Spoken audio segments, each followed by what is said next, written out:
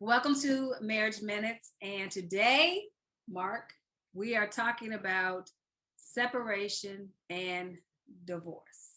Oh, it's a heavy one. Right, it is heavy. So, first off, we want to say that we don't want any of you to be separated or divorced. But the fact of the matter is that there are times when people need to separate, and unfortunately, there are times when couples divorce. Now, disclaimer, we know couples that have made it through the fire.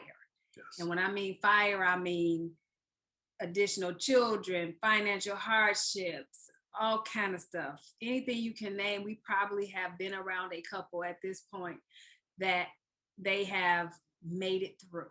So divorce does not have to be an option, but we know that often it is. So let's just start talking about separation. What does God think about separation?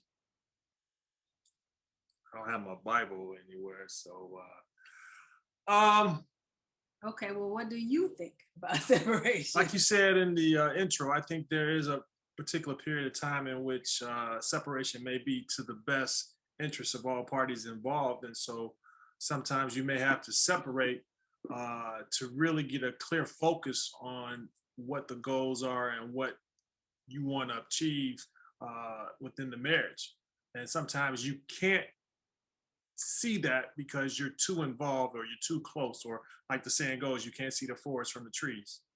Right. And so we know that, especially if you are in a situation where you are being physically harmed or abused, or your family does not feel safe in any kind of way, that is definitely a time for you to separate. I don't believe that anyone should subject themselves to physical abuse or even mental abuse to the point where you're being where you are not being able to take care of yourself. That is a time for you to leave and find safe refuge somewhere. I don't believe God would have that for you as a daughter or as a son to be involved in a relationship like that. But what I do think about separation is that it is a time period that hopefully you and your spouse can decide upon, because ultimately the separation should be a plan for you all to work things out, work on yourselves, so that you ultimately can get back together. The issue comes up is that most of the time people separate and don't have those intentions of doing good work. They really are just tired of being with one another and they are done. Yeah, even after a good argument, there's a period of separation, but you find during that you focus on your shortcomings and you try to better yourself. So within the separation, like Rhonda said, it's really a period of planning and execution. And how can I make myself better? What has transpired within this heated exchange that needs to be addressed? What character flaws have exposed themselves? Uh, and really trying to find a method in which those issues can be addressed, and you can find solutions. And if it's reoccurring time and time again, you have to try different solutions. And so I think separation in that aspect is good. Now divorce, Well, let me just also say this in regard to separation. Separation should not take place without wise counsel. It should not take place without a plan, something that you all decide on. We're doing this for 3 months, for 6 months. And during that time, we are seeking counseling. We are seeking help for whatever it is, because ultimately at that 3 or 6 month threshold, you should want to be able to come back and say, okay, can we make it together? Can we hash this out? But I think regardless of whether you separate or not, a lot of times people just want to point the finger and want to deal in you, and they really should be, what's my favorite saying? Worry about yourself.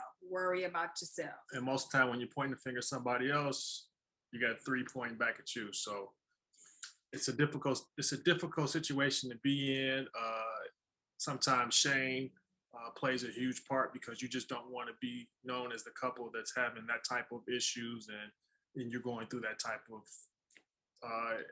situation. Right. And now divorce, as far as Mark and I go, divorce is not an option for us. We set aside that proclamation when we first got married. You Yeah. laughing? Did something happen? Did No, something? I mean we've been mad enough. Oh, I didn't say that I didn't Yeah, want to get divorced. yeah, I yeah. might have wanted to get a divorce yesterday. Really? Yesterday? No, No, never. never. But yes, there have been times when I wanted to separate and divorce from my husband. But because we made that proclamation on our wedding day that was not going to be an option for us, I think that it has steadied us enough to say, okay, whatever we are dealing with at the time is not that difficult. It's hard, but it's necessary for us to work through. So for our perspective, the Bible talks about the reasons for divorce are for adultery and or abandonment. So those are the only two things or two reasons that God gives us to get a divorce. All that other stuff, he don't put the toilet seat down, he don't put the toothpaste on, he spent all your money. Well, I guess that could be abandonment a little bit, right? I don't know. But those are the only two reasons why God gives us a platform for divorce. But Mark and I know, like I said early on, we know many couples that have experienced that have been able to reconcile and been able to stay together. It depends on if both of you all want to do the hard work, the necessary work in order to stay together. And I'm just going to say, there's no certain time period in marriage in terms of number of years that you've been married that you think, ooh, if we just get to 15 years, because we know couples that have made it to 20 years and got divorced. And so the thing of it is those issues, those underlying things that exist within the marriage, it requires work. And so you have to put the work in to address those issues, because if you just sweep it under the rug, and I think we had a marriage minute talking about sweeping stuff under the rug, at some point it's going to reveal itself. And so you have to be cognizant about what the strength and weakness is of your marriage and where it needs to work. And it's just an honest assessment. It doesn't mean that you're a failure because you have weaknesses, because communication is one of our weaknesses. And so we strive to be better at that. We're still working, and we have been married deuce, but it's a process. Yeah, it's a process. So separation should be a tool for reconciliation, but often, unfortunately, it's not. And if you get to the point of divorce, it still ought to be a platform for you all to use so that you can continue to ultimately walk in harmony with one another. You should not want to get a divorce because you want to get so far away from this person and never have anything to do with them, because guess what, that is not possible. Once you connect with somebody, you are always going to be connected with them some kind of way, whether you all are co-parenting together, whether you all have financial issues together, and then spiritually you cannot unconnect from what God has connected together. You can try and you can get married to somebody else, but spiritually, there is still a connection there that you are going to have to wrestle with and contend with. So we don't want anybody ever to get divorced, but we know that it happens. But if it happens, work out your problems and situations so that you all can live in harmony. You shouldn't see that person and be like, that means you still got unresolved issues that you haven't worked on. You ought to be able to see that person and appreciate the growth that they caused you to have because of your relationship, and the children that you all had. Whatever you all had jointly, you ought to be able to be excited and be appreciative of the journey that your relationship took you on. And just know that there will be some residue from the divorce. It's just you can't bypass it. The children, if there's children involved, there will be some residue from that.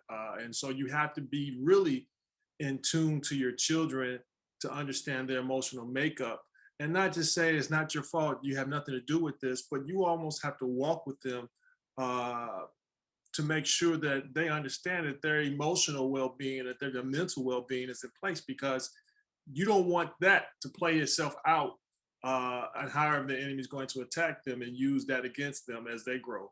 Yeah, because kids are going to think that it's their fault. I'm a product of divorce, and I know that regardless of whether I know as an adult that it wasn't my fault, I know that a lot of the arguments that my parents were involved in had to do with me. So I felt like as a child that it was about me, but it's not. And kids are going to have to get them some counseling too. Don't just think that they are going to be okay, because they are not. They can still carry scars from your divorce years later, and even into their own relationships. So really think hard about if this is what you want to do. If you can avoid it, avoid it. If you can work through it, work through it. That's all I got to say. That was pretty good. And so be well and be blessed. That's it.